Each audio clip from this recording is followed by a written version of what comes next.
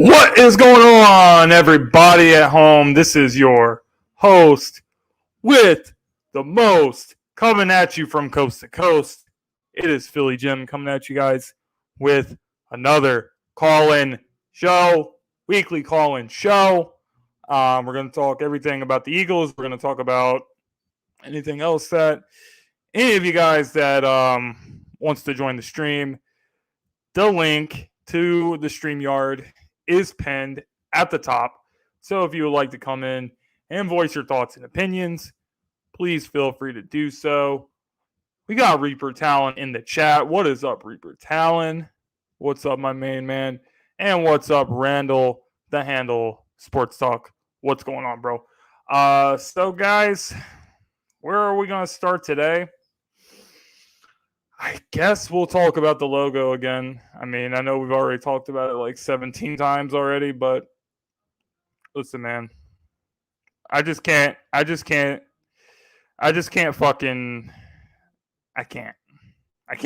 There's no words.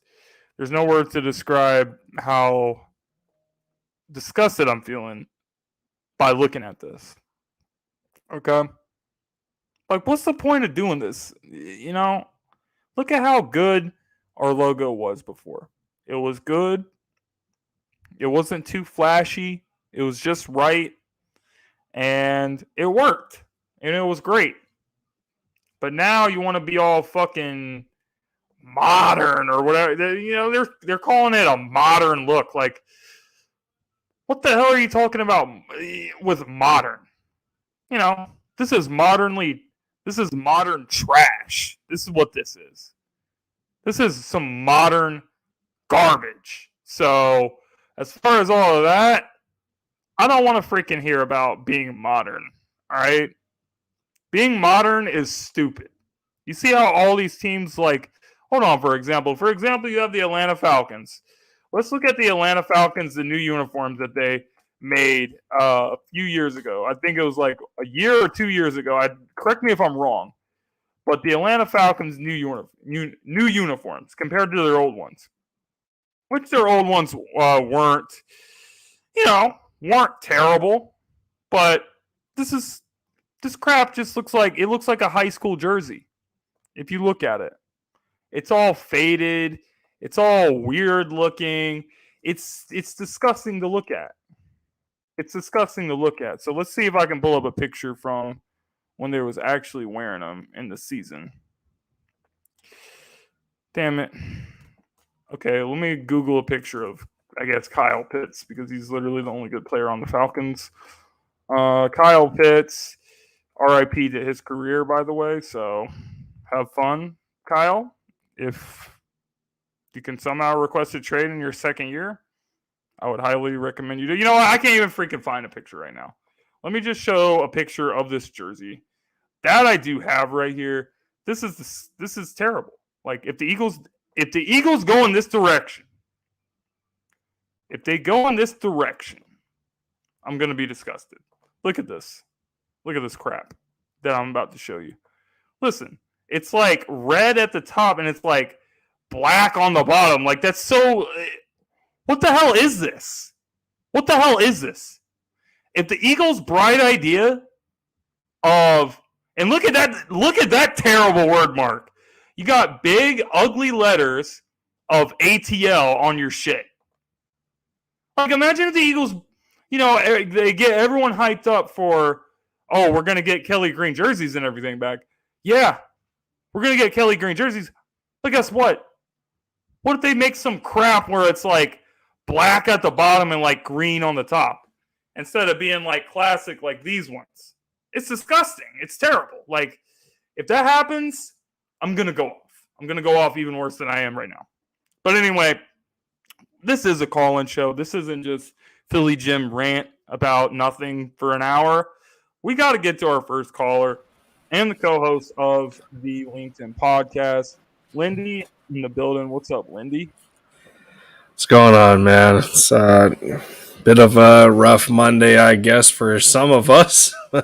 We can take it out on the week off, right, man? Right. Well, we can take it all out on stupidity when it comes to that logo, but which You is know, you can exactly only what beat I it. just did. But Yeah, you can only beat a dead horse for so long. I mean, I'm sure the franchise understands that. The majority of the fan base doesn't like it. But you know, I guess we'll see what happens in terms of that. yeah, I just don't. I just don't understand why they would do it. But I don't understand a lot of things. So there's not much to be said about that. Nope. I'll tell you what, though, that's a pretty um, that Fanatics sponsorship, man. I tell you what, that's pretty damn cool. I'm like, really? Yep, All we right. got a new sponsorship, ladies and gentlemen. So everyone go check the link out if you want to order some new fan gear. This is your way to do it. You can definitely help the channel out and help yourself out. Whatever gear you're going to buy, just make sure you use the link. Use the promo code 24SHIP for free shipping on your order. And yeah, it's pretty sweet. It's pretty sweet to actually be having a company that's like Fanatics to be backing up this channel and all the shows Right. that we're doing on Sideline Sports Network, the Gauntlet, and LinkedIn, and Philly Gym, and they're backing all three of us. So that is pretty sweet, absolutely. And Grit says, if it's not broke, don't fix it. Could not agree more with that. And it looks like they got shot in the stomach and bled out. Oh, that's hilarious. And then we got AK Eagles. What is up, AK Eagles? Thanks for checking in to the stream, bro. But Wendy, what's on your mind tonight, man? Tell me what's on your mind when it comes to the Eagles. What's bothering you right now when it comes to the team that you want to get off your chest? Nothing necessarily that I can think of other than maybe a little bit of banter about where the safety position is after the acquisition of Jaquaski Tart. There's a combination of people that say that, okay, well, he's not that good, or he's really good. There's just a really Eagles fans either think he's the next Brian Dawkins or they think he's the next Nate Allen. I know. There's no in between. There's no in between. No, but I mean, when you look back and realize or analyze what a guy like Rodney McLeod, I hope you feel better, man. What Rodney McLeod brought to the team, from that veteran leadership perspective, and what Anthony Harris can do, there's a good intangible there for that. Other than that, just a combination of who you're going to put him on the field with. If it's going to be in tandem of him and Epps, or if he does the second unit and you have Epps and Harris start, and then he's in there with Kayvon Wallace. I don't know. I'm not exactly sure yet, but you can't say that. Well, it's kind of a good problem to have, I guess, because the depth is better now than what it was before. So it is what it is. I don't necessarily see any problems anywhere else, and that's really you don't say that about an Eagles team all that often, which is something else I noticed today. I'm like, well, wait a minute. We're not talking about when you go through the depth chart and you see the amount of players per position. You're like, you go across it like, oh, well, he can contribute. This guy's a good depth piece. And you just go further and further down the list of a group of individuals that all have the capability of, producing when they're given some semblance of snaps on the field. Like, oh, okay. You don't see that. You don't see that all too often with an Eagles team. Maybe the running back position. I don't know, because there's a big question mark on Miles Sanders right now. Everyone's waiting in anticipation to see what Kenny Gainwell is going to do in year 2. We know what we got in Boston Scott, so maybe running back. But I really don't have many questions anywhere else. That's a good problem. I sure do. And everyone talks about how great this offensive line is, but I'm telling you right now, if somebody gets hurt, it's gonna be sure. It's gonna be an issue. That's fine, especially with the guards, especially with I got the Landon Dickerson, Devante Smith poster on the wall. I'm a big fan, but we cannot ignore that he did have injuries before, right? he came into last season. So if he gets hurt, then what are you going to do? Do you really trust Sua Opeta to get the job done? And if, say, Amalu gets hurt, do you really trust Jack Anderson, who's a 7th-round player by the Buffalo Bills that didn't even make the Bills team? Do you trust him to, come in and, get the job done? I just don't trust it. As good as Jeff Sallen is offensive line coach, I'm not going to be stupid about this. These are guys that are way too inexperienced, and I don't trust them to get the job done. So our depth at the especially offensive guard, I'm not feeling great about it, if I'm being honest. Do you trust Jeff Stoutland, though? I trust him, but you can only trust him so much. I mean, you can't just tell this I man get it. He's not Jesus. He's not he can't make these guys walk on water at the end No, of the day. but he's only the best offensive line coach in football, I guess, in my opinion, at least. And while that sounds biased, we need to stay healthy. That's all I'm trying to say here. Yeah, that's fair.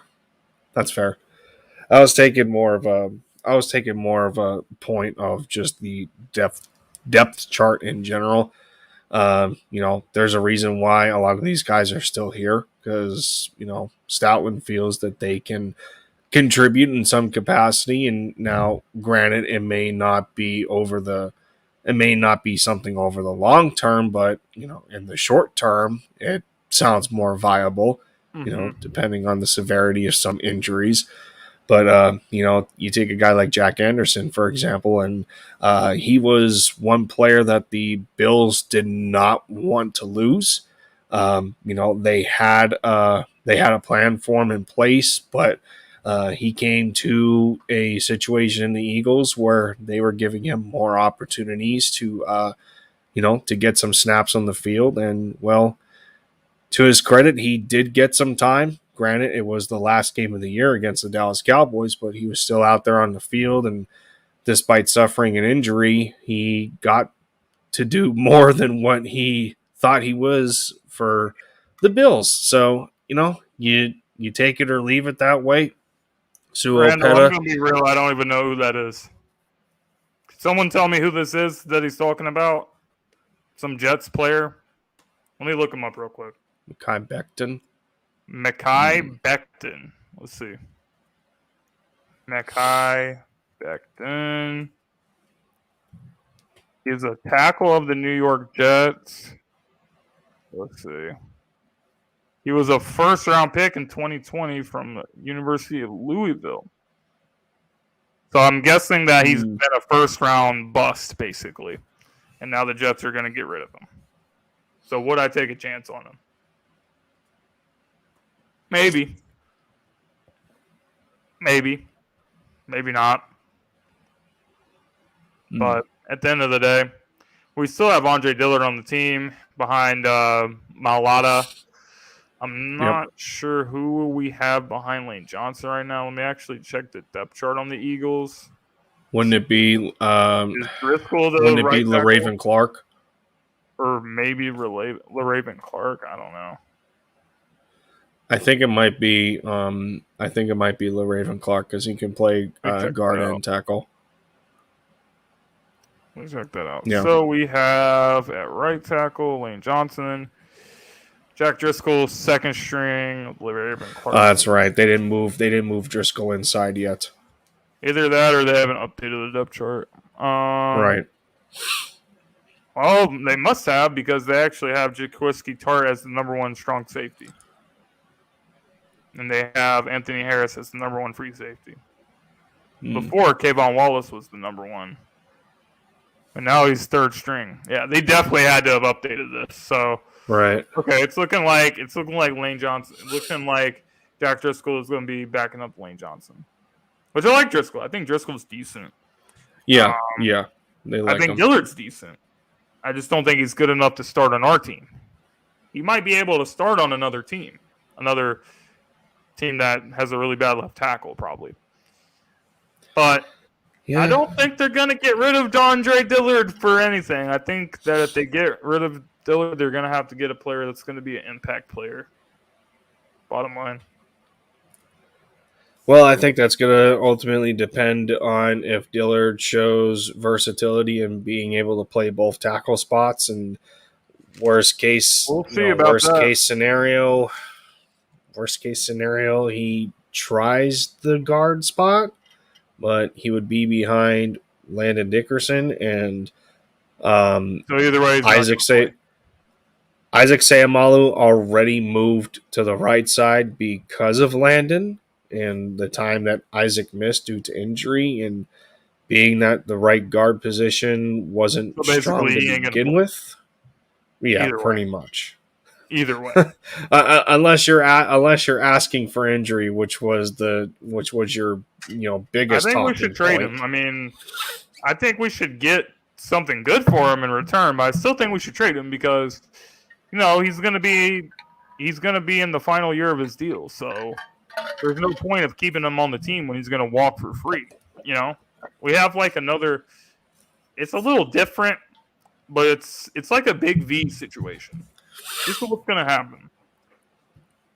Just like with Big V, people are gonna say, "Oh, well, this guy he never got a real chance to be like the starting left tackle, and he's gonna end up getting overpaid by a team, and the rest is pretty much gonna be history." I think.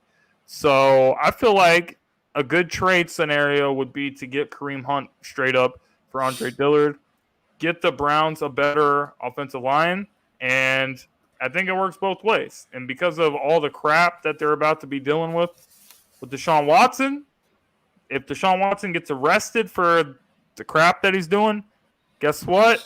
$230 million out the door. So you might as well just blow the whole freaking team up. The Browns are a dysfunctional bunch of crap, so you might as well do something while you can. I mean, you're called the Browns for a reason because you're Browns because you're crap.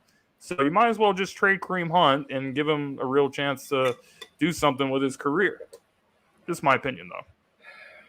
I don't know if I want to trade for a running back who is going to be a cap hit of $6.2 million and has missed 9 games last year due to injury.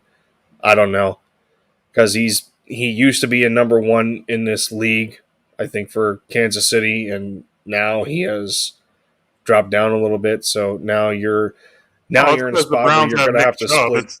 It's not because he can't play. Yeah, no, it's not. But now when you have Miles Sanders in a contract year, you're going to ask him to split carries again with another running back when you're trying to evaluate Miles. So in the long run, he's probably going to be cheaper instead of trying to keep Kareem Hunt, which you're already allocating more than $6 million to, because that's the cap hit. So I don't know. Because I really don't. Right. I honestly don't know how much the team believes in Miles. To your point, because they haven't shown that they do. Nothing that they've done in the last few years has shown that they do believe in this guy as a number one running back. If they did, then why are they bringing in so many running backs? Why are they drafting Kenneth Gainwell? Why are they, bringing back Boston Scott every single year? Why are they bringing back Jordan Howard like they did last year? Like, he doesn't get the touches. And everyone says, oh, well, Miles Sanders, he doesn't get the touches and the team doesn't use him the right way. Well, is there a reason they don't use him the right way? Because I think there might be. And I think the reason they might not be doing that is because they just don't believe that he can withstand being an every down running back. So if you're not an every down running back, then what's the point of paying you like a max contract? It doesn't make any sense. So is there another running back that you could trade for that you believe believe in them more than you do Miles, like Kareem Hunt? If that's the answer, I think you do the trade. If not, keep what you got. But I honestly don't know the answer to that question. And I'm not going to know it until I actually see Miles play this season and see what he does. I mean, even with him not being a every down back, didn't he still average at least 5 yards a carry? So I He mean, you did, but how take many that. carries did he have?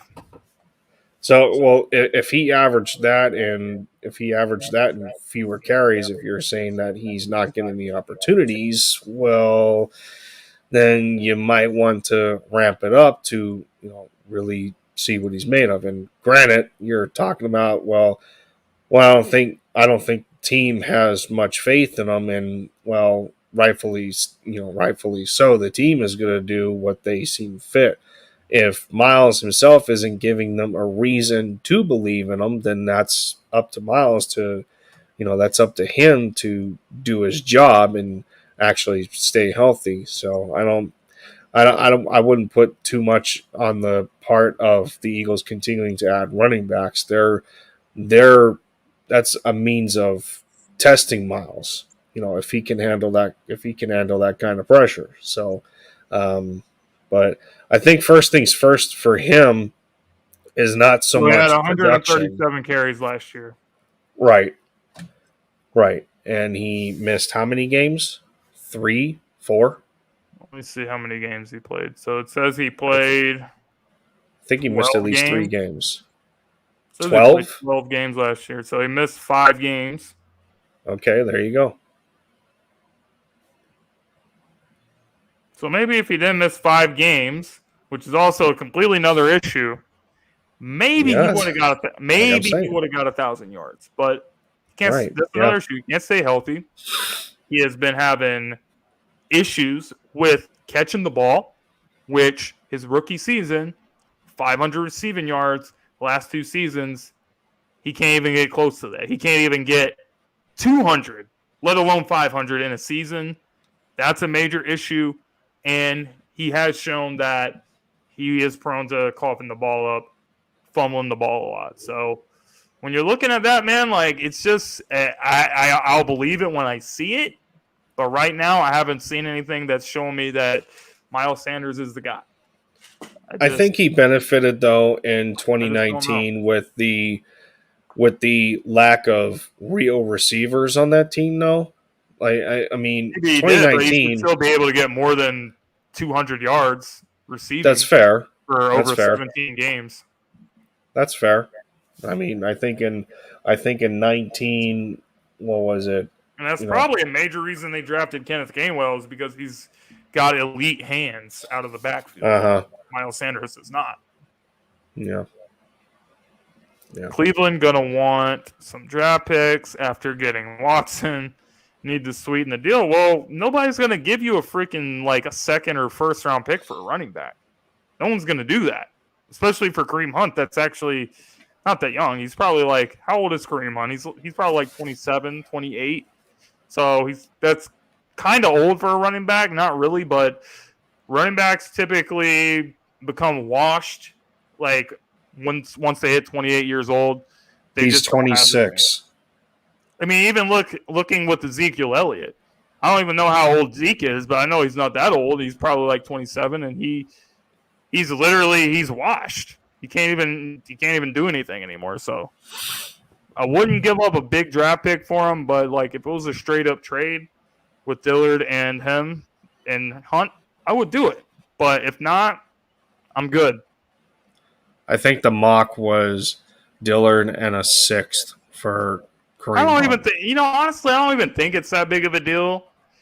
If we didn't have Jalen Hurts as our quarterback, then I don't think we would be able to do anything with the running backs that we have, even how good our offensive line is. But Jalen Hurts brings another dynamic with the offense with his ability to run the ball, which no one gives him credit for whatever reason. When you're talking about, we had the number 1 rushing offense last year. Well, yeah, we had the number 1 rushing offense, but why do you think that is? It's because Jalen Hurts had like 700 rushing yards and 10 rushing touchdowns. It was a major reason why we had that top rushing offense, because when the plays were breaking down, he was, running outside the pocket. You've seen what he did. He juked Marcus Lattimore, or Marcus Davenport, and, took his soul on that play. And, I think that it's different. Like, if we had a regular if we saw Carson Wentz, I don't think our rushing offense would be that good. So that's why I think Hurts needs more respect for how good he is with his athleticism. That's too much. I Fourth and a would not Dillard. package a fourth. No. Dillard, straight up, take it or leave it. That's all I'm going to say. No picks. I don't think we should have to give up picks. Unless they're going to give us a pick back and we give them a pick. Like, I don't know. We give them a 6. They give us, like, Hunt and a 7th or something. I'm not going to do it otherwise. But like I said, it's not the end of the world, but I do think if we had, like, a legit, bona fide every down running back, it would make our offense way better. Not that our offense isn't going to still be good and still probably top 5 rushing team. But I'm just saying, like, Miles, this has to be the year for you to show that I'm wrong about everything that I just said. Okay? Because the last couple of years, haven't really been able to do it. Part of it's the coaching, part of it's, not being used right and all that stuff, but part of it's on you. So that's why I feel like Miles has to come into his own and do his thing. So hopefully he does. I just can't justify $6 million for a number 2 back unless the Eagles are willing to restructure that somehow. Well, if you're saying that Kareem Hunt's going to be a number 2 back, I think he's better than Miles Sanders. So Miles would definitely be the number 2 if that's the case. I think. Kareem, I think Kareem led the league in rushing as a rookie. Right. Miles has not been able to do anything like that. I would think at that point you're trading one problem for another problem because neither running back can stay healthy, even though one is more talented than the other. So are you really gaining anything at that point if you're going to try and feature Kareem as a number 1? Because then that means you're going to subject him to a higher chance of injury if he's going to get more carries. But this is coming from an Eagles offense in which we watched Jalen Hurts run the football as much as he did. So I think the only way that works is if they... I don't think Jalen's going to run as much as he did last. I think he's still going to run, but I don't think he's going to run. That's what I was about to say, yeah. That's what I'm about to say. If they stick to schedule with the way that they're showing the offense as constructed and wanting Jalen to pass the ball more and go through his progressions instead of sticking to the first read and exiting out of the pocket and actually hit your second or maybe your third, if that's going to start to be the case, then yeah, you're going to want to give the running backs the ball a little bit more and actually use them, but that's not to say that. Be better. I think you're right. You know what? Kareem Hunt might be better than Miles Sanders, but then end of the day, neither one of them could stay healthy. So you might as well just keep Miles Sanders if that's the case, unless somebody better becomes cheaper and available. So I don't know. I don't even know who that would be, to be honest.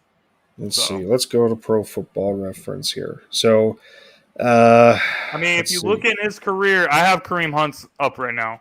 So Kareem Hunt, he started all 16 games his rookie year, led the league in rushing. Yeah, that's it. All that stuff. His second year, he only played 11 games. His third year, I think that's when he was having the suspension. Oh, he played 16 twice.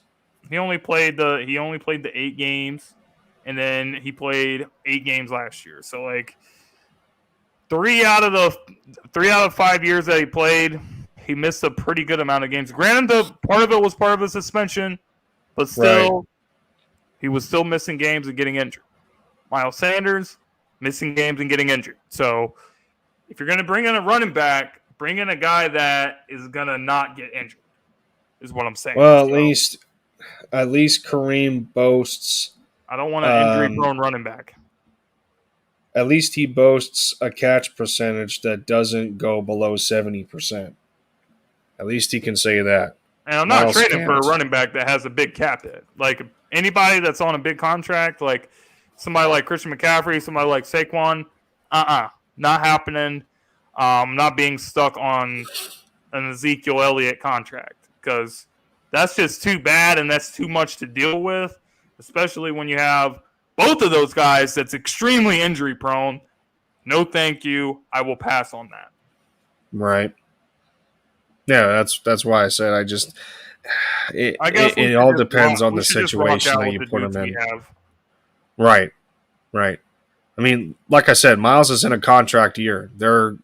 They need to, they need to evaluate and see what they have. If he is, if he's good enough to give an extension to, and if not, then you let go. But he's up against it. It's between him and Kenny Gainwell, because they're going to want to see what he's got in year 2.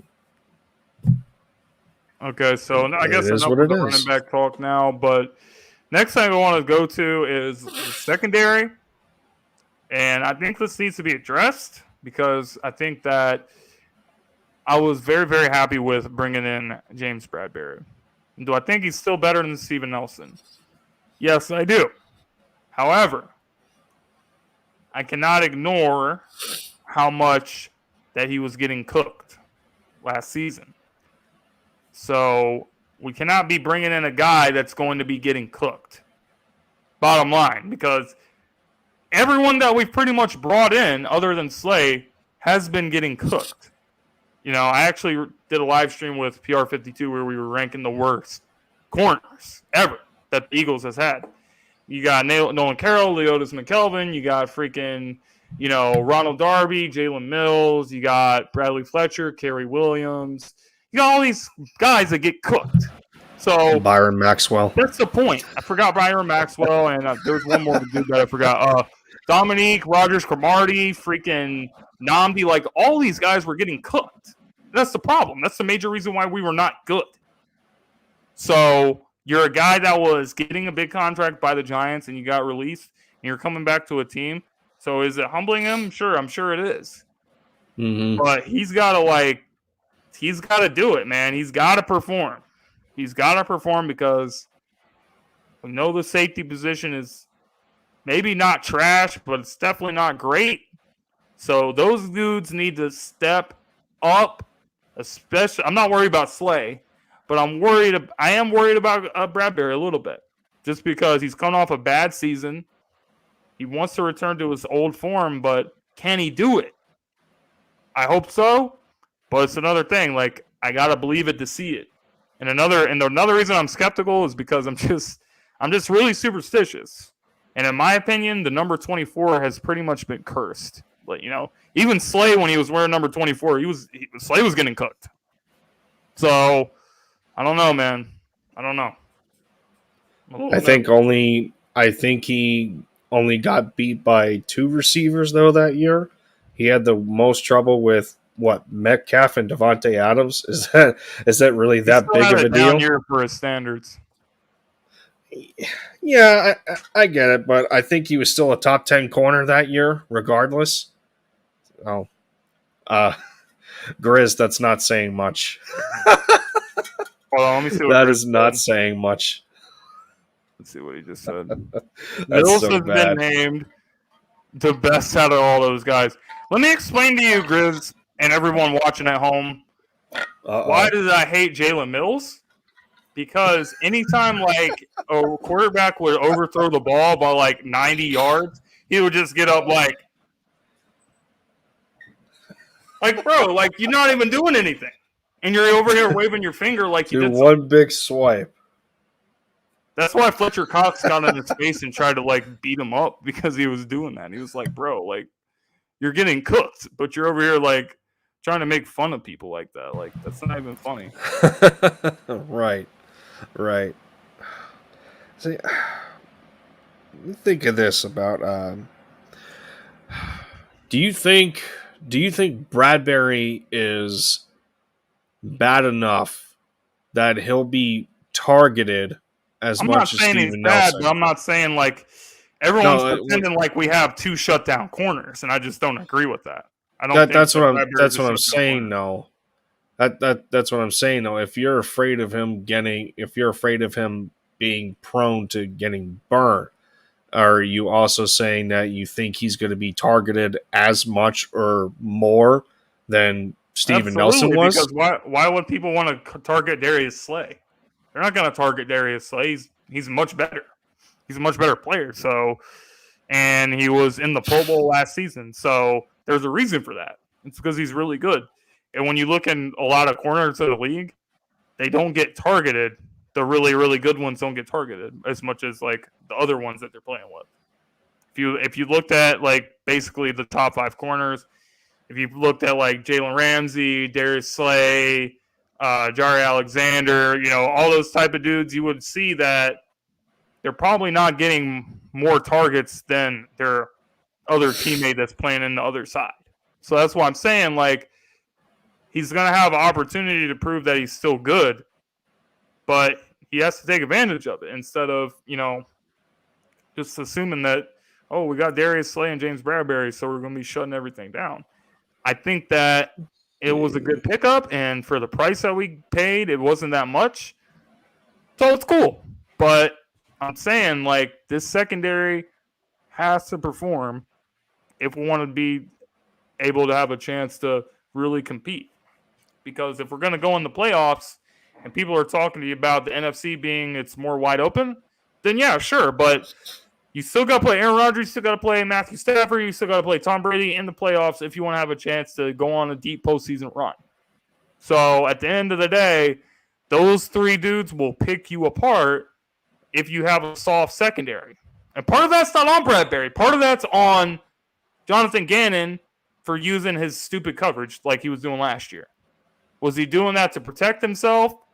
Maybe, because we had injuries, but he can't do it this year. Cannot do it this year. I'm trying to. I know there was a website that I seen that showed me how many yards and stuff that he gave up. I can't find it. Yeah, so, I mean, he arguably had his worst year. I do know that he was giving up a lot of yards, though. As far as 71 completions on 115 targets, the most of his career. Gave up the highest completion percentage of his career, the most yards. Second highest in yards per completion, highest in yards per target. He gave up 8 touchdowns. Quarterbacks had a passer rating of 93 when targeted. So yeah, it's no secret that last year was his worst year for the Giants. But I think it's because he's better as a zone corner than man corner. I think the Giants put him in a lot more man coverage than zone coverage. So it's the Giants' fault. No, I'm not saying it's the Giants' fault, but sometimes you have to scheme to your players' strengths. So I think why that's would they do why that if that's not a strength? What I'm saying is now he's coming into a better position because Gannon primarily likes to run zone coverage over man. So what you're saying is our defense is just an overall better fit for what he does. Yeah, it's a better fit, pretty much. Yeah. Okay, fair enough. Okay, I feel like I've been bringing a lot of negativity tonight, so let me get into more. It's a Monday. We're prone to that. Let me get into more. That's like back-to-back, like Miles Sanders and James Bradbury. Right. It's more positive, man. Like, and we were talking about this on the LinkedIn podcast, which if you guys didn't watch, make sure you go check out the last episode. Yeah, Devante Smith, a new logo. Smitty Smith, and yes, the new logo is dropped, and you guys can go check that out too. But here's the thing. Devante Smith has been like, everyone talks about every other player like Jalen Hurts and all these players putting in the work and getting better. Devante's trying to get better.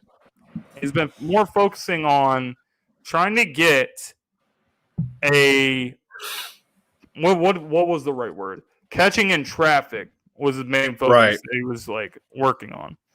And like people are looking at him and saying, "Oh, well, this is a small guy and everything." Like, first of all, put some respect on his name because if you've seen him play last year, you've seen that Devante Smith was making tough catches, like in tough coverage and like going up and Right. getting. It might not be like what his number one strength is, but he's not that bad at it. You even seen him Moss against Patrick Surtain in the Broncos game. So I feel like you got to give the man a lot of credit for doing that, and his catch radius is more than what his size and frame would show. But you want to know something? I think that, in my opinion, I think that Devante Smith is our best receiver in terms of his skill set. I think he can do a little more things than what AJ Brown can do. I think that AJ is, bigger and all of that, and AJ is really good, but I don't think that AJ can come close to Devante Smith as a route runner. And I think that route running is something that's, should be valued very, very high. When you look in the best receivers in the league, you look in Cooper Kupp, Devontae Adams, obviously Keenan Allen. These guys are elite route runners, and they've been elite at the top of their game for a few years at least. So the elite receivers are elite route runners, and I think that he's going to come into his own and become on that level of elite route running receivers, which is why I actually think Devante Smith, not A.J. Brown, is going to be the leading receiver on the team this season. Thoughts on that? Again, it's just another situation where it's a good problem to have.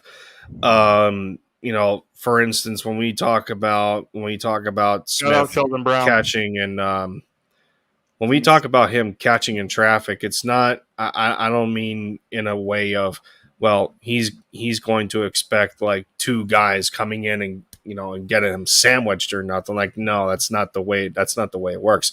Sometimes, sometimes players just know how to use their body to shield themselves, and I think that's one aspect that Smitty is talking about that he wants to get better at. So, so he's not out there like an open target, like, all right, I caught the ball, now knock me out. He wants to, he wants to angle his body in the, because of his right size, spots.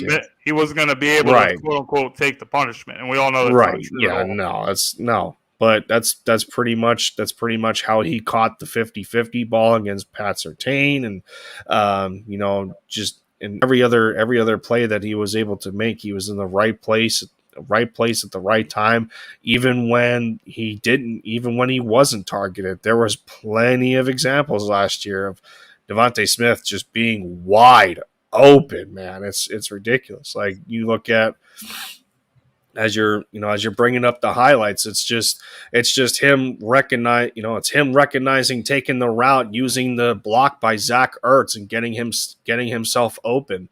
I think he was working on. He went off in this game as well. I remember the Chief game. Right. Looks like we need to get him the ball as many times as possible. Sorry, I'm not talking a lot. I'm outside. My neighbor's mowing his lawn, so I got to be quiet. Yeah, I didn't hear that, Randall. Yeah, it's all good. I mean, you got to roll out here by Hurts, and just Smith beating his guy again. Kind of hard to watch the video because it's a little bit like glitchy, but I mean, we even seen in 2019. We even seen in 2019 Deshaun Jackson doing similar things like this, and he wasn't known to be a prolific route runner or nothing, but over the course of time, the older he got into the veteran years of his career, those quick outs, those slants, like he got very good at that. So there's plenty of instances here with Smith being quick like that on the outside, or just that catch over the middle in the I think that was the playoff game against Tampa. So here he is against the Raiders. Hurts being rushed. He had so I many mean, that's toe drag just. plays last season. But that's a part That's what he part does. of his game. Like this is a part of his Yeah, game. that's exactly what he Just does. just knowing where he needs to be, even on a scramble drill. There's a lot of receivers that aren't good at that. Right place, right time. Another example against the Chargers. This is play action. Hurts He balled working out in this game. over the over the middle, and Smith. I remember the Chargers game. He was It one of wide his open. games. I mean, Smith was wide open there. Here we I go. feel like Next he was play. wide open a lot. Over the middle again. Who was that? Who is he working on there? 24. Yeah, for who's the he working Chargers? on there? I mean, how often did Smith really get the number one corner on him too? Nice ball. You got to think of it that way. You know, that's part of why That's Samuel? the AJ Brown. That's part of why the AJ Brown move makes this so advantageous for the receiver core for the Eagles, because you're gonna have plays. You're gonna have plays like this where Smith is even more open than what he looks, because he's not like defenses have to account for at least one of these guys. Who's the number one corner going to be on? Are they going to pick Devante, or are they going to pick AJ? You know, I think they're going to pick it's AJ. a pick your it's a pick your poison. I think they're going to pick AJ, if I'm being honest, because AJ's more established and he's got like more reputation. But I think Devante is going to be cooking people, man. Like, it's Chris put a Harris. second corner against him, he's gonna cook you. Like, there's no question. And it makes it even worse, especially if you're going to run. And there it is. I mean, that's what I mean about body control. That's body control. That's knowing how to shield your defender. Yep. That's what makes Smith who he is. And good ball play. I can't even get on Surtain for that, bro, because that was good coverage. No, it's great coverage, like but right on Smith, him, bro. That's just Smith. That's good. That's shielding his defender. Yeah, that's just him getting it. That's shielding his defender from the football. He made the jump first, but Surtain was right there. Yeah. Elite players make those type of plays. They just do.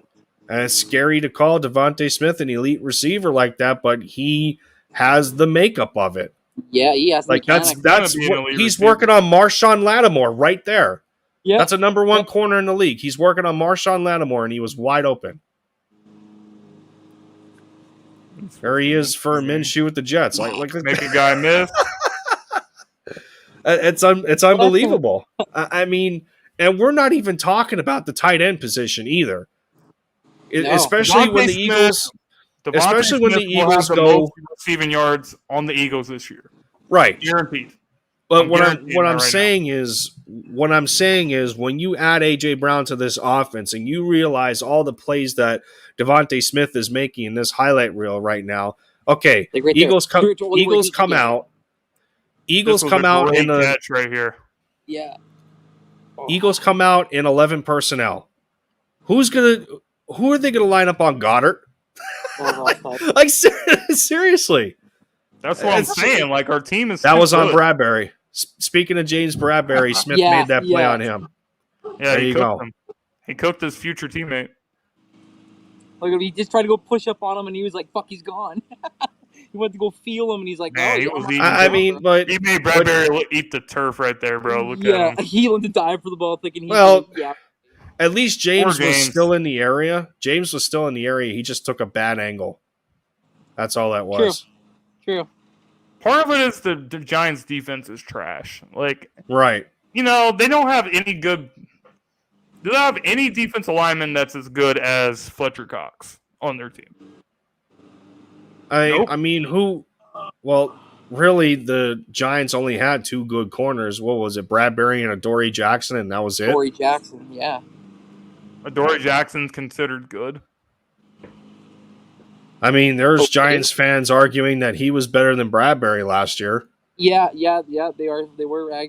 How much did they freaking pay him though? Like, they paid him Hurts play action. they paid him and Bradbury to be a number one corner, and neither one of them. Didn't they is. pay Bradbury though, coming off of his season when he was playing with the Panthers? Yeah, they they did. did. He was good for the Panthers. Yeah, it was really good. He was good, but That was like, when he went to the Giants, he just wasn't good. no. I don't know. Maybe Was that really he was Minshew who made that throw? Oh my goodness! How did he? I not think that catch was the play he got the record. Really? Right? Oh yeah, this Yeah, is because we didn't play any starters. I forgot about that. Yeah, this was the last game. That toe tap Yeah. right there, Oh, man. yeah, this last game, yeah.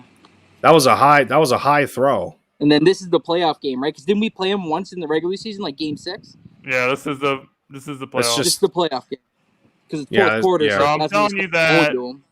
When it was This way a too brutal late. performance by Hurts, because Smitty would have got like 200 yards in this game. Like, I'm not even Oh, kidding. no doubt. No doubt. I not even mean, kidding.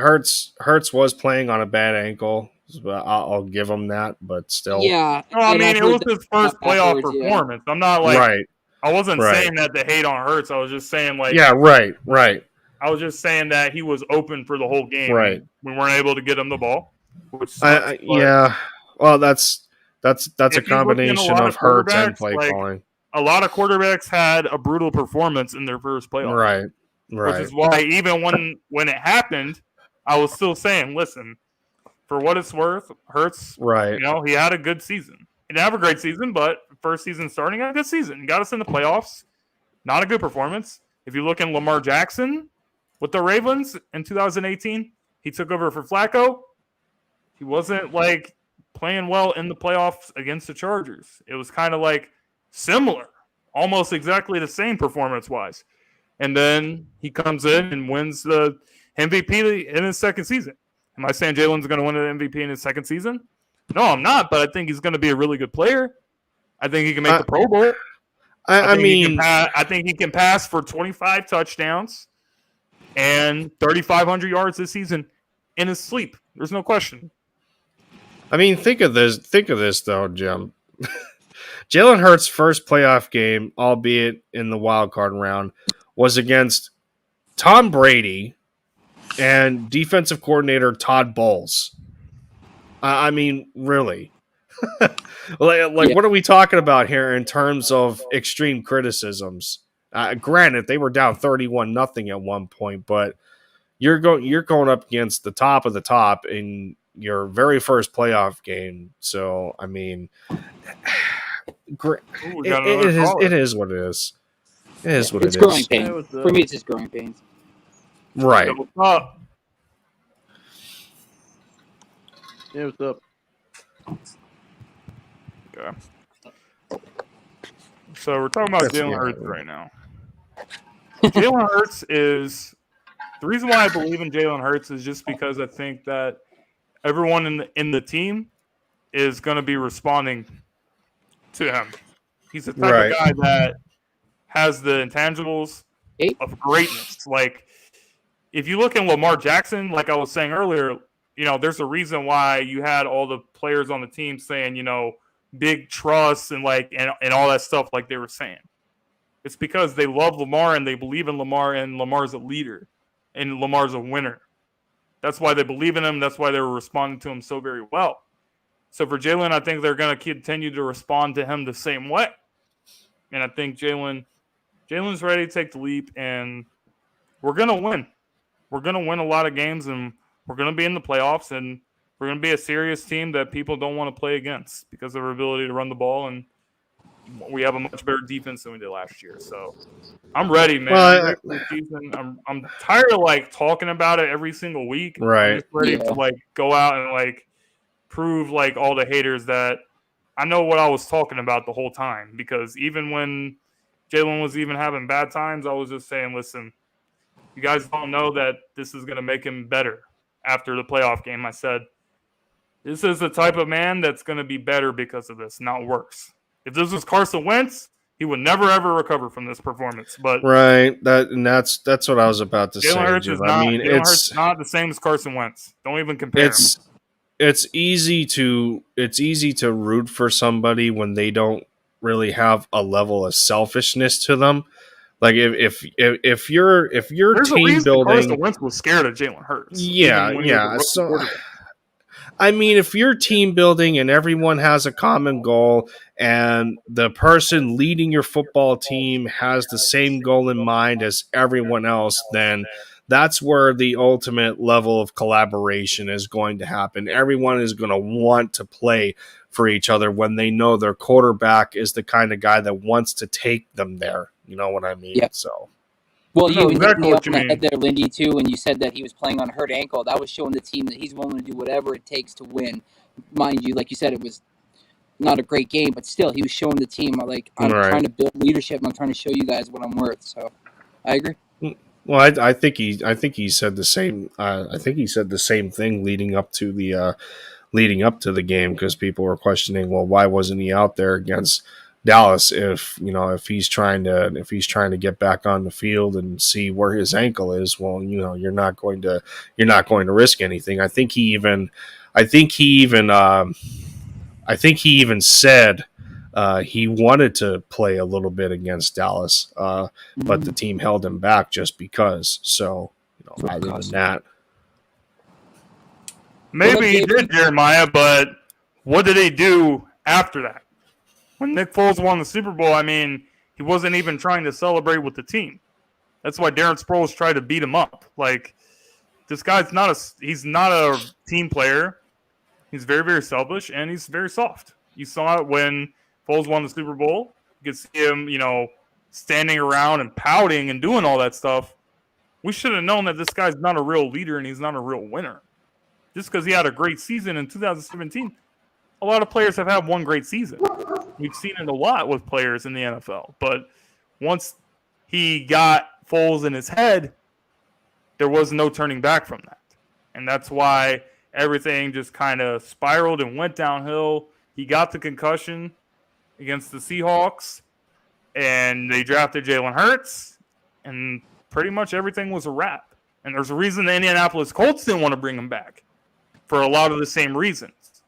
And we will see how long Washington holds on to him. But I don't think they'll keep him more than 2 years. Tops. I don't think the field will keep him more than 2 games. Let's not get this twisted about his 2017 campaign either. For as much flack as Jalen Hurts has got last year for not being able to accurately throw the football, Carson may have had 32, 33 touchdowns by week 13. That's all fine and dandy. Yeah, so he was 33-7 by week 13. It was great, but he had a worse. But at the same time, the whole team was also great. He had a worse completion percentage than Hurts did last year by one. Granted, it was by 1%. He still had a worse completion percentage during all those touchdowns. But what did he had as dominant of a running game as Hurts did last year, to be fair. But that was Hurts' first year starting in a brand new system, whereas Carson had 2 years in the same system with an upgraded football team.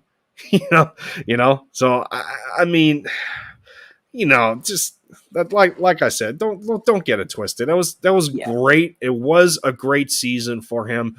But there was a lot of things going the team's way, and I think it started when for the whole team. I think it started when Jake Elliott hit that 61-yarder to win against the Giants. I think that's when you knew that something special was about to happen.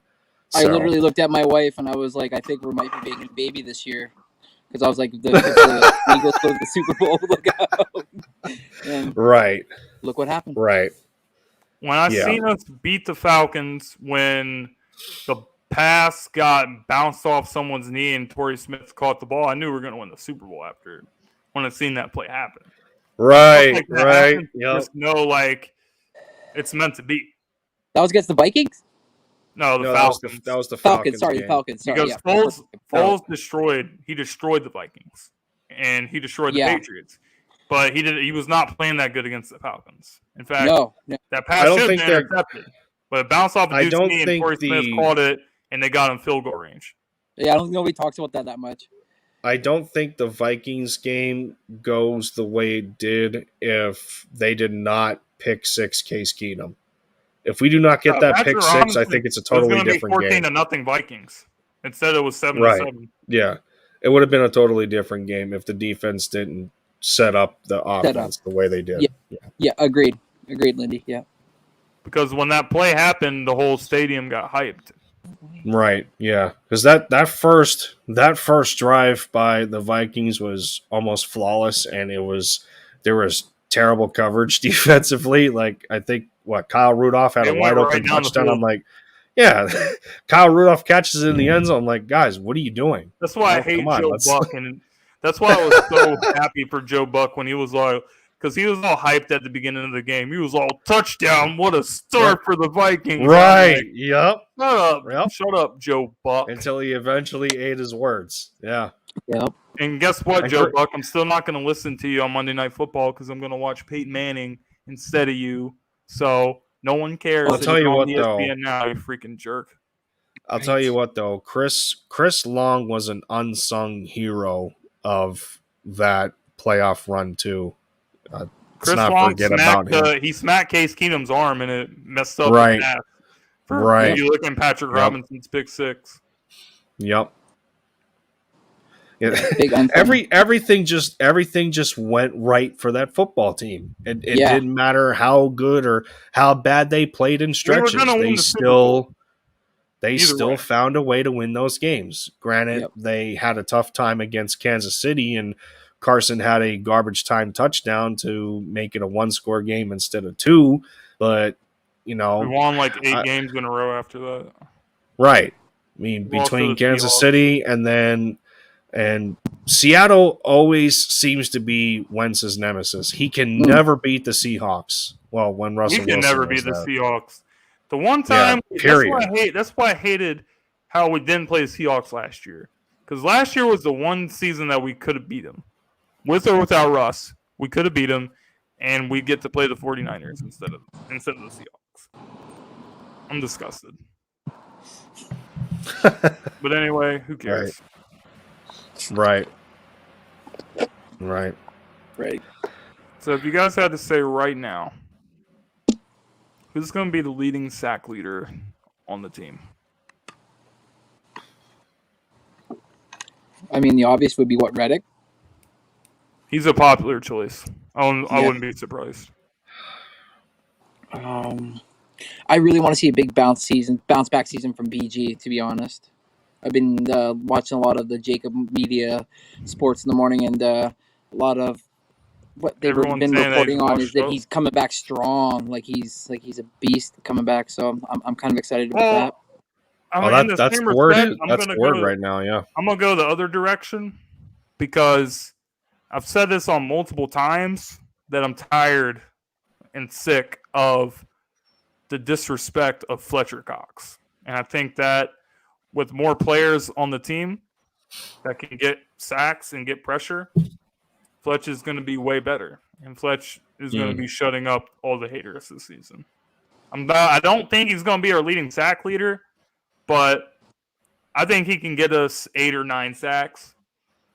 I think Josh Sweat and Hassan Reddick are both going to get double digits, and then probably get a couple sacks from BG. You might get a couple sacks out of Derek Barnett and some other guys on the team. Jordan Davis. You're asking a lot. Milton Williams. I think Barnett can get 2 sacks. Yeah, I just want a couple from you. Just want a couple from you. You get whatever. If you add them all up, if I get like 10 sacks out of, like I said, Josh Sweat and Hassan Reddick, that's 20 sacks. If I get like 8 or 9 out of Fletch, it's 28. If I get like 4 or 5 from BG, we're over 30. So if I get 2 from Barnett, that's like 37.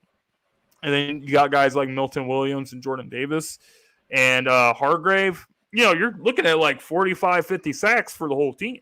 If you do that, then I think it's safe to say we're going to have a top 10 defense. So I just think everyone is going to be contributing. That's fair. But if I had to make a prediction, it's between Josh and Hassan for who's going to be the sack leader. That's the way I see it. That's fair. Cool. Lindy? I still think Hargrave has got a great shot of Totally being one of forgot the about top Hargrave. guys again. You know, for extra context, he's in a contract year. He's going to want to get paid again, especially in 29, right? yeah, Okay. especially in an upgraded defensive line. You got Jordan Davis in the middle of all that. If you throw him in the middle in 3-4 sets or 3-4-4-3, whatever you want to run. Who would be on his right side? I think it would be Hargrave and Sweat, and then on the left it would be Cox and Reddick. So you take those two and tandem them up, you would think the popular would be Reddick and Cox. But from watching Fletch, he's more of a tackle that sets the point. So he's more of like a POA type of nose tackle. And then you got Hargrave, who is an aggressor. So that's why I feel that Hargrave is going to have another big year in his case, especially when you got Jordan Davis in the middle of all that, controlling the line of scrimmage. That kind of opens opportunity for anybody. But I don't know, man. Hargrave he just has this extra gear. He has an explosiveness to him that's hard to deny, and I think he's going to be extra motivated going into a contract year. When it comes to Fletch, I just of all the players that I've seen, Fletch is one of the most strongest dudes that I've seen. I've literally seen Fletch pick up an offensive lineman, like a guard or something, and he literally just throws him at the quarterback, and the quarterback falls down. And that's how he gets sacked. Right. It's the crazy. He can pick up a 300-pound dude and throw him like it's nothing. Mm-hmm. Him and Aaron Donald are freaks. I've never seen anything like these dudes just picking up these offensive tackles and just get out the way. It's crazy. And then wait for BG. Do you guys expect anything big from him this year, or just? I think that some growing pains. I think that I made a video about this of how the Eagles' run defense has not been the same the last 2 seasons. If you look at last season, they gave up 107 yards a game, which ranked still in the top 10. So you can't really say it was atrocious. But in terms of this team, even if you look in history, we've always had the most dominant run defense. The way teams beat us is not by running the ball for 100 yards on us. That rarely ever happens. The way teams are always beating us is because our secondary's trash and they pretty much just pick us apart. And that's it. But you're not running the ball for 100, 200 yards. That happened a lot last year, and even worse in 2020. In 2020, they gave up 125 rushing yards a game. That's unacceptable. Because if you look in the year they won the Super Bowl, it wasn't even close to that. And the year after they won the Super Bowl in 2018, it wasn't even close to that. They were still in the top 5. They weren't number 1 like they were in 17. They were still in the top 5, though. When Brandon Graham got hurt last year, it completely screwed our team because not only he's the heart and soul of the team and he's a great leader and everything, but he's one of our best run defenders. He's one of our best run stoppers. So when we lost him, it was a devastating loss to the team. So while I don't see Brandon Graham coming in and getting 10, 12 sacks or anything, I see him coming in and getting 4 to 5 sacks and making the plays that he needs to make in the crucial moments of the game. And with the young guys that we have, Hassan Reddick and Josh Sweat, his snaps are going to be down, so they're going to be able to preserve him a little bit. But in terms of his impact on the team, I still see him making an impact on the team because he's been there and done that. He knows what he's doing, and he's been making plays in the big moments since we've had him. I mean, even in the Super Bowl, you've seen him get the strip sack. There's a reason for that because he's the type of player that knows how to make the plays when he has to make them. So I feel like that is why Brandon Graham brings so much value to the team, and he deserves to have all the respect for that. No doubt. Right. Yeah. Okay. Awkward silence. Best. It's only for 3 seconds. Best. Let me think. Okay. Best. Who's going to be the best performant linebacker? Because linebackers is way better. You have TJ. You obviously have Nakobe now. You signed Kaiser White. You also have Davion Taylor. So which of those guys do you see is going to have the biggest impact in the team? Lindy, you can go first. I got Kaiser White on this one. Only because of the impact that he provided to the Chargers when he had to step into a role. And what he is and the depth that he provides, what he's going to do for the players around him, that opens up TJ Edwards in terms of a stronger emphasis on defending the run. That opens up opportunities for a guy like Davion Taylor to come in if you want more of an explosive type of package to where you can go sideline to sideline. He offers that. And then I guess he also offers a strength aspect in terms of blitz packages. You combine him with an Hassan Reddick, go at them from the weak side, or you throw Davion Taylor in there. And there's like when you add players like this, it just offers a lot more versatility in how a defensive coordinator can attack an offense and look less predictable, especially when you have players that can play their role proficiently, which is something that we have had a hard time trying to collect over the years, a la Nate Gary, whose jersey you're still looking for likes to buy so you can wear it throughout the year. I don't think you hit 25 likes yet on that one video. Yet, so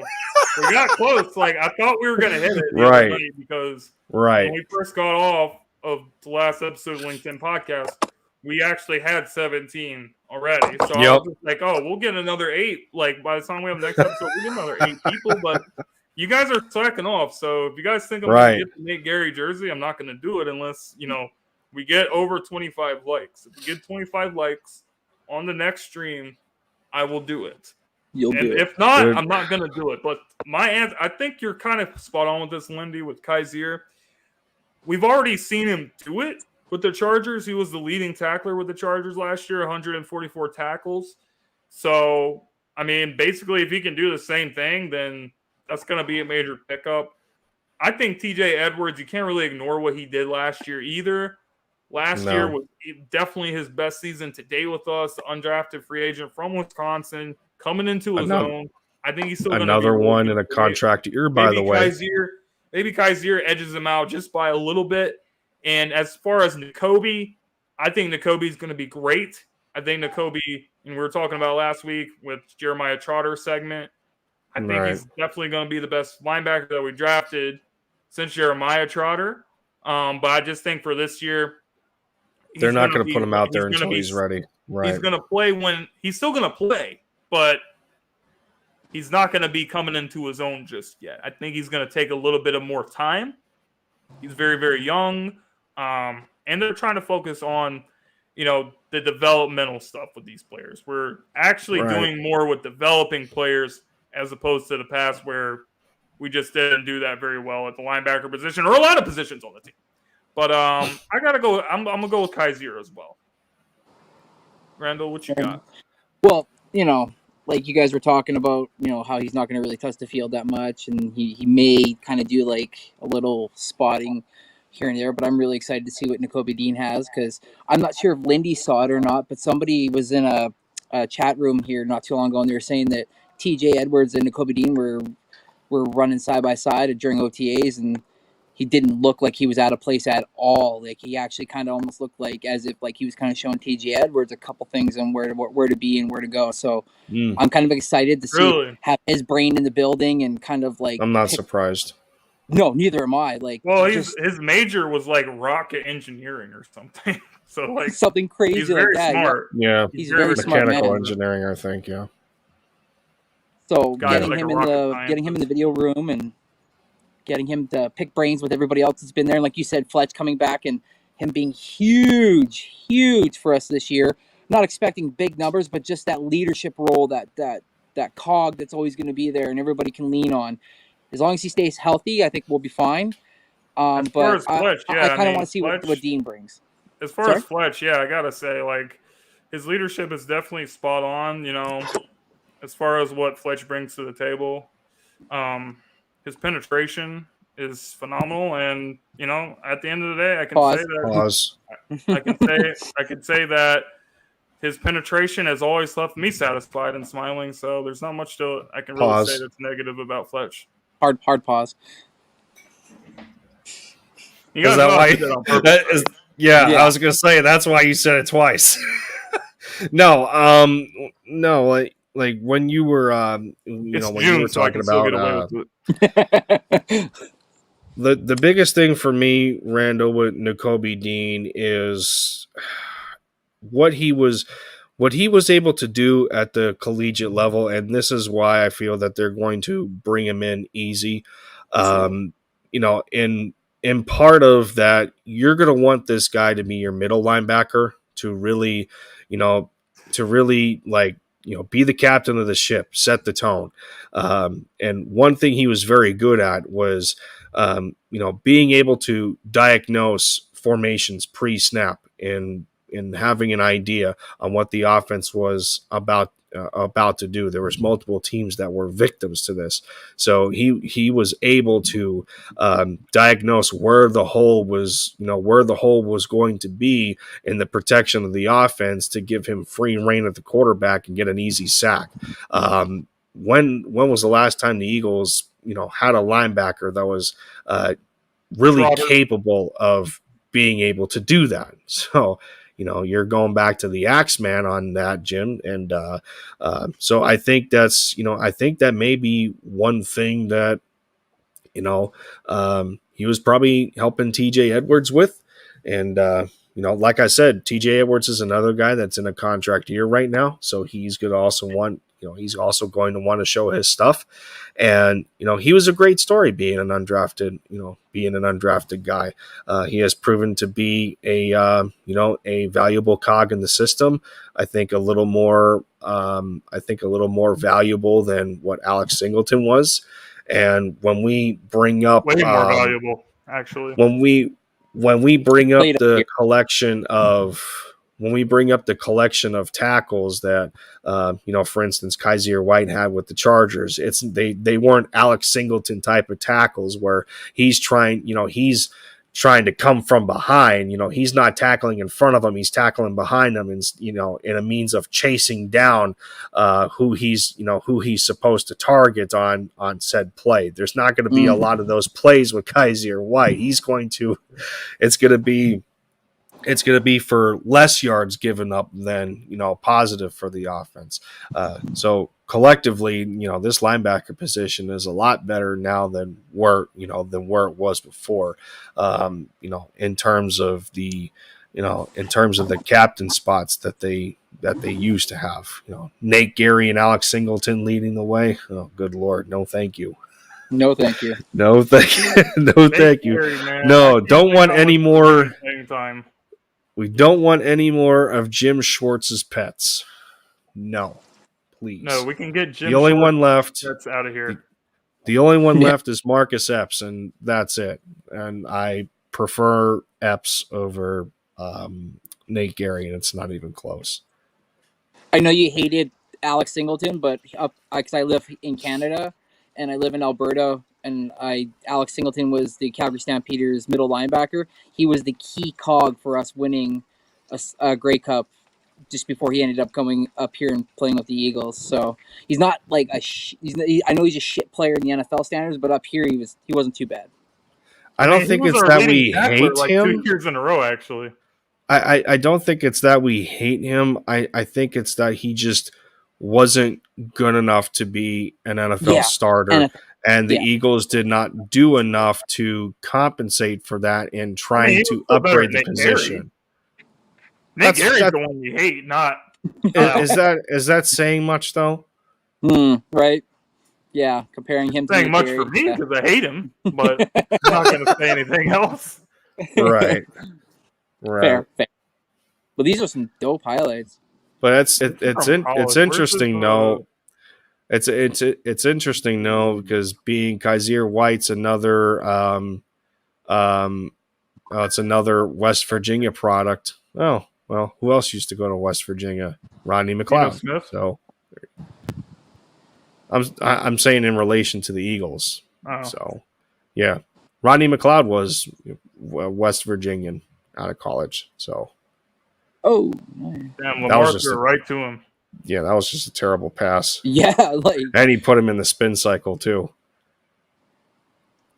He's like he's really small, but he's like really fast. he's got those long arms, man, too. Like, look at those. Like, look how he's taking good strides. He's quick too. Holy.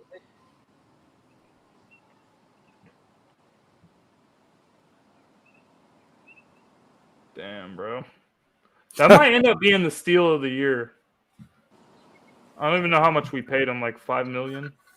Oh, that next contract's what's Him gonna be using scary. him using the One hand. Hargraves We celebration. might end up giving Kaiser the bag after the season. Might not Another want to one? let him go. I don't know anybody that would be opposed to it.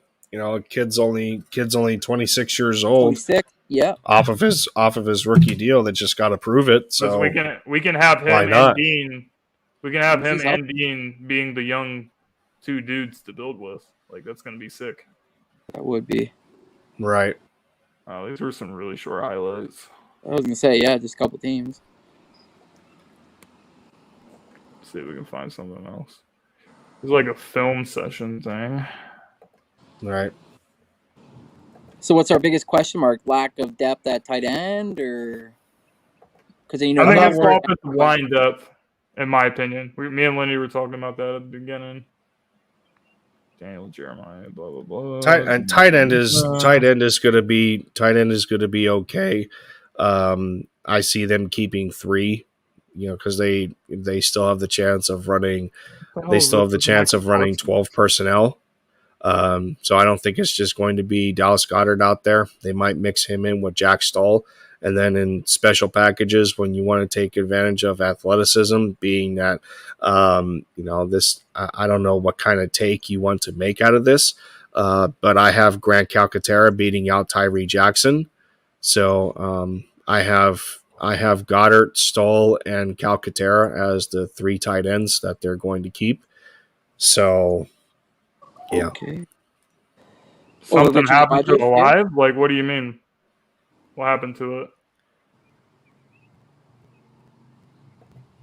No, we still here. We're still here. I don't know. Maybe it glitched out. I don't know. Maybe it glitched out when I was watching highlights. It could have. Here, maybe this will fix it.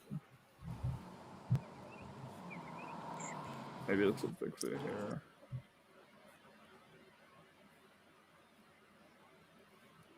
Okay. Let me try to fix this. Let me go here. Let me click here. This should fix the problem.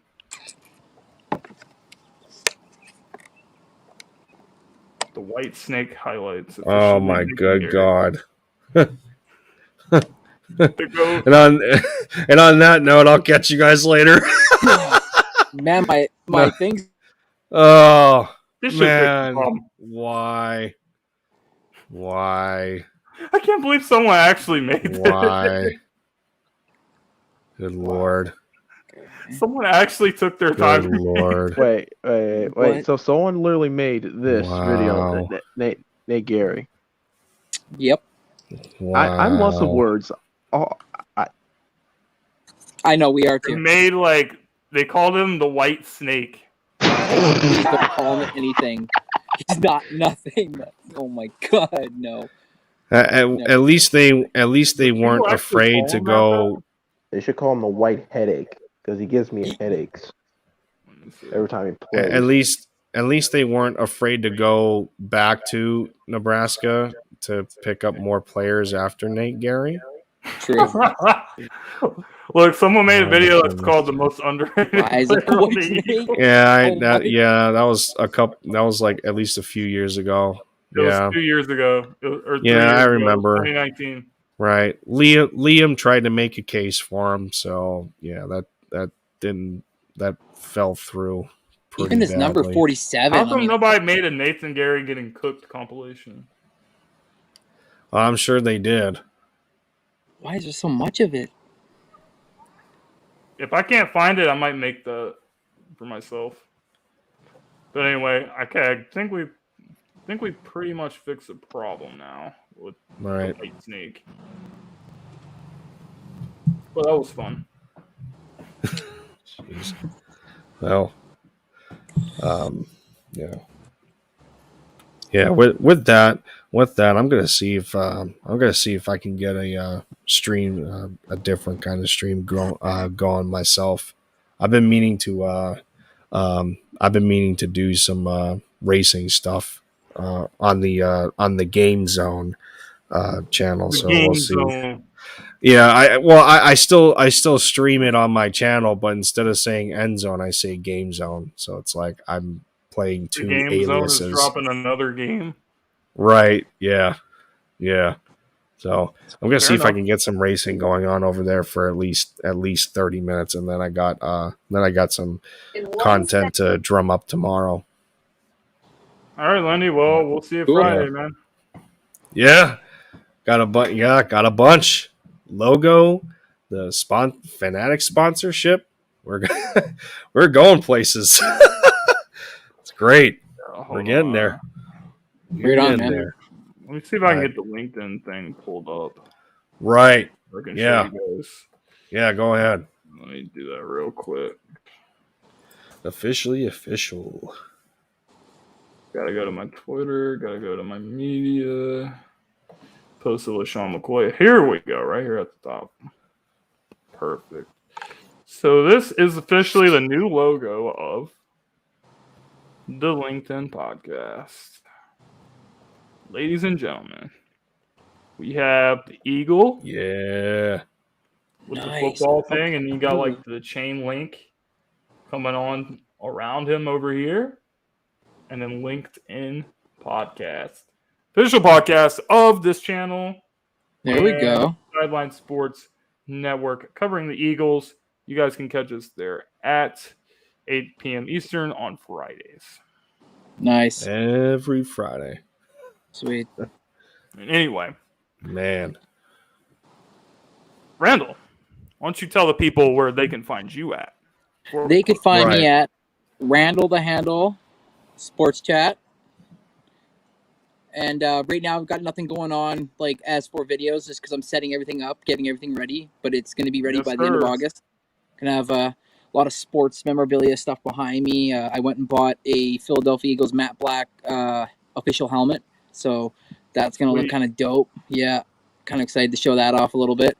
And just a bunch of other little things, getting my mic and then the table set up and everything else. And then Right. plus where There you I'm go, at. man. And then, so, but yeah. I'll tell Yeah. you what I got a quick story about that. I had the chance of getting a matte black helmet myself, signed by Brandon Graham. But unfortunately at the time I couldn't forward $265 in my pocket. So like, man, I missed out on an opportunity there, but yeah. It's pretty damn cool. He That would've been signed he signed it and initialed Super Bowl 52. So I'm like, Oh, wow. That's pretty sweet. Yep. That's pretty sweet. yeah, missed out on that one. Too bad. Damn. Yeah, I'll have to go back up to Appreciate PA it, to find more stuff. Yeah, make sure you use that your guys Fanatic fan code to get free shipping. James said that Right. he didn't know Nathan Gary had any highlights. Yeah, apparently he did. That's hilarious.